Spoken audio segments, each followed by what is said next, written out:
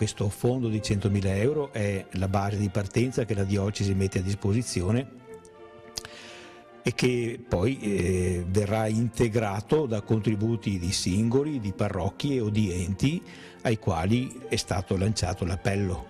Il fondo è specificatamente dedicato a famiglie e persone residenti sul territorio della diocesi di Vittorio Veneto e che si trovano in difficoltà per la perdita del lavoro a causa dell'attuale crisi economica.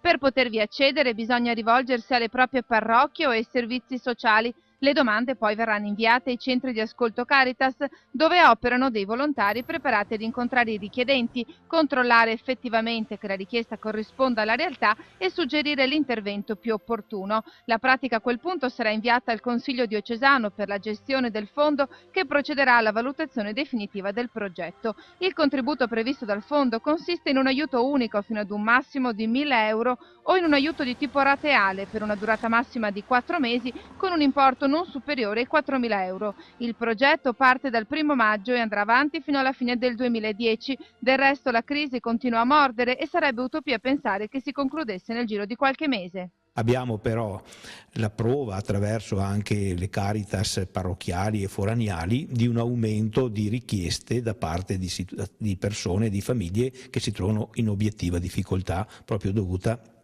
alla diminuzione di posti di lavoro.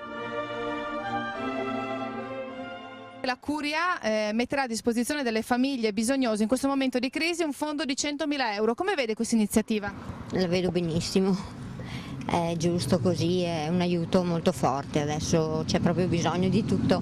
Chi cerca lavoro non lo trova assolutamente, quindi è un bene. Grazie. Ci sono sempre i poveri, sono sempre state. Bisogna stare attenti ai furbi. Bisogna stare attenti ai furbi, dice lei. Molto, molto, molto. E perché secondo lei?